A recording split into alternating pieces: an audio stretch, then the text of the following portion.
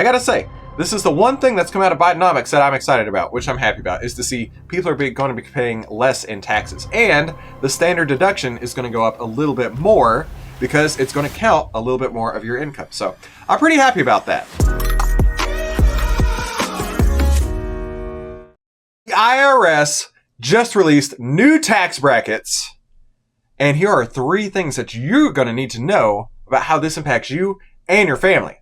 Now, if you're just tuning in, my name is Christopher Yule, and we cover the biggest headlines of the day and what the AI trading data says about it. So if you're interested in that too, be sure to definitely hit the subscribe button down below and start trading with AI today. Head to ovtlyr.com to see why outliers win. So let's take a look at it. The IRS sets new tax brackets and standard deductions for 2024, and it adjusts the tax brackets by 5.4% amid still high inflation. So let's take a look at what the first thing you're going to need to know is. The higher limits for federal income tax brackets and standard deductions are intended to avoid a phenomenon known as bracket creep. So, bracket creep here. This happens when taxpayers are pushed into higher income brackets, even though their purchasing power is essentially unchanged because of inflation. Inflation's been hitting so hard, so fast, everyone out there. And the IRS is like, listen, we get it. You're probably going to be earning a little bit more, so we're going to bump up the tax brackets a little bit. Hopefully you're earning a little bit more. But in reality, that's not what we're seeing out there, right? The IRS can hope that you're getting more in your paychecks, but that's not what we've been seeing. Starbucks has been so excited about their 3% raises that they made a whole press release, giant article about it. And we're talking a 3% raise. Right? We're talking $3 on every 100 you earn. And that is what they called leading in the industry, right? They are above and beyond what everybody else is doing out there. And they're giving 3% raises. So even if you got a 3% raise at Starbucks, you're not going to be moving into a new tax bracket.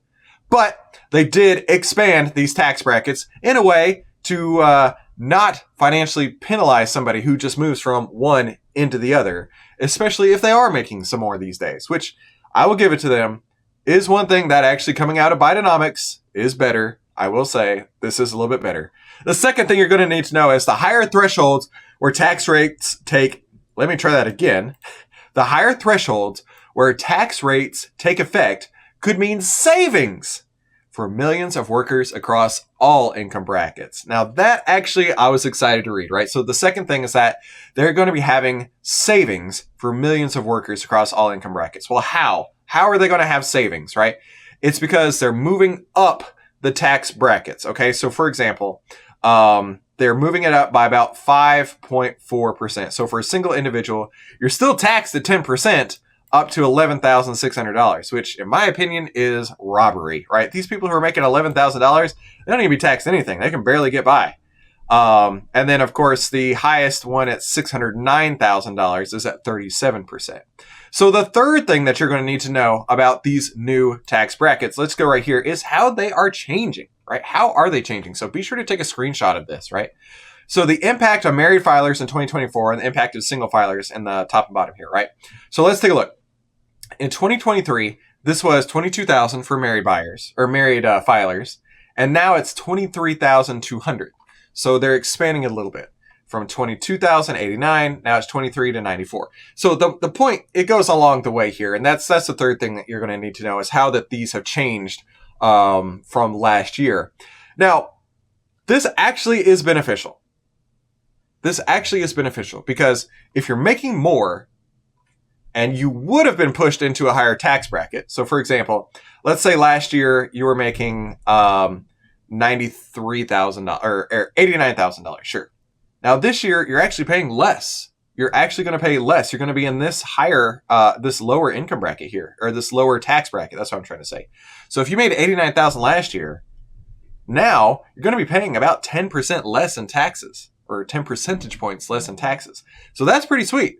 I got to say, this is the one thing that's come out of Bidenomics that I'm excited about, which I'm happy about, is to see people are going to be paying less in taxes. And the standard deduction is going to go up a little bit more because it's going to count a little bit more of your income. So I'm pretty happy about that.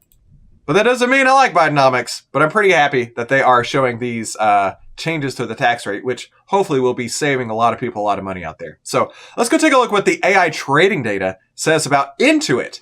into it is the TurboTax processor, right? I use TurboTax myself, and I know all about how much it costs to use TurboTax, but let's say you're looking to invest in TurboTax after these changes here, right? We actually got a buy signal all the way back on October 13th, so about a month ago.